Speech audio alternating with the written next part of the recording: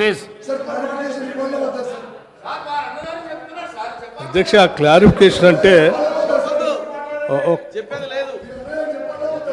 అధ్యక్ష క్లారిఫికేషన్ అంటే ధన్యవాదాలు చెప్పినటువంటి గౌరవ సభ్యులు వారు తృప్తి పడకపోతే తిరిగి మరి వారు ఏమన్నా ఒకటి రెండు ప్రశ్నలు అడిగితే మళ్ళీ ఏమైనా సమాధానం చెప్పడానికి సభానాయకులు గారికి ఆలోచన ఉంటుంది.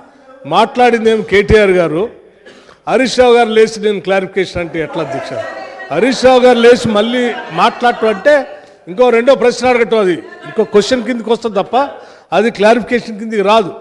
క్లారిఫికేషన్ అంటే కేటీఆర్ గారే మాట్లాడాలి. దయచేసి పోనీ సభా వ్యవహారాల మంత్రి గారు సరే ఒక్క నిమిషం హరీష్ రావు గారు మాట్లాడతారు క్లారిఫికేషన్ అని అడిగినప్పుడు వారు క్లారిఫికేషన్లోకి పోవాలి. కానీ జవహర్లాల్ నెహ్రూ గారి దగ్గర నుంచి చరిత్రలోకి వెళ్తే మేము చాలా విషయాలు మాట్లాడాల్సి ఉంటుంది.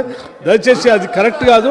ఏదైనా ఉంటే కేటీఆర్ గారు క్లారిఫికేషన్ ఏమైనా ఉంటే ఒకటి అడిగి ముగించవలసిందిగా కోరుతా ఉన్నాం. భట్టి గారు, I have lot of respect for you. మీరు ఇక్కడ కూర్చున్నప్పుడు కూడా 5 సభ్యులున్నా మీరు గంటన్నర మాట్లాడినా బెల్లు కొట్టలే స్పీకర్ గారు. అంత డెమోక్రటిక్గా మేమున్నాం. ఇక్కడ మీరేమో మాటలేమో డెమోక్రసీ, చేతలేమో నిరంకుశత్వం. మీరు మా గొంతు ఎందుకు నొక్కుతున్నారని ఎందుకంత భయపడుతున్నారు? మీరు నిజంగా మేము మాట్లాడిన దానికి సమాధానం చెప్పండి. మీ దగ్గర సమాధానం ఉంటే మీరు మాట్లాడినప్పుడు మేము విన్నాం ఓపికగా. మా మాట వినండి, సమాధానం చెప్పండి. మీరు అన్నారు కదా రాత్రి 12 దాకా కూర్చుందాం, తొందర ఏమున్నది? Come on let us discuss. ఎందుకు భయపడుతున్నారు? గుమ్మడికాయ దొంగ అంటే భుజాలు తడుముకున్నట్టు నా గొంతు ఎందుకు నొక్కుతున్నారు? మైక్ ఎందుకు కట్ చేస్తున్నారు? ప్లీజ్ ప్లీజ్ బేర్ విత్ అస్.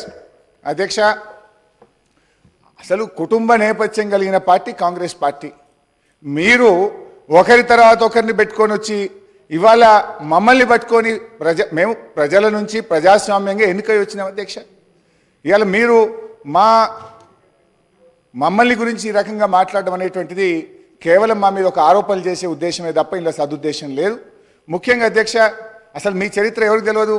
మన తెలంగాణ ముద్దుబిడ్డ పివి నరసింహారావు గారు ఈ దేశ ప్రధానమంత్రిగా చనిపోతే కనీసం చూడడానికి కూడా పోనటువంటి పార్టీ మీ కాంగ్రెస్ పార్టీ. మీ సోనియా గాంధీ గారు కానీ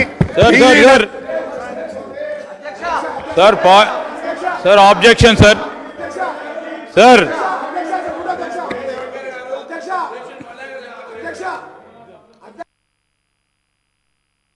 చర్చకు దారి తీయకండి, క్లారిఫికేషన్ అడగండి. మీరు మీకు అవకాశం కలిగించిన క్లారిఫికేషన్ కోసం క్లారిఫికేషన్ అడగండి ప్లీజ్. మీరు క్లారిఫికేషన్ అడగండి ప్లీజ్. కూర్చోండి ప్లీజ్. స్పీకర్ సార్ మీరు ఆ చిట్టీలు విప్పు గారు చిట్టి తెస్తున్నారు గొంతు కట్ చేయమని, ఇంకేం మైక్ కట్ చేయమని. అర్థమైతలేదా? సెక్రటరీ గారు చెవులో చెప్తుండు, విప్పు గారు చిట్టి తెస్తుండు. మా గొంతు కట్ చేయండి, మైక్ కట్ చేయండి, హరీష్ రావును మాట్లాడి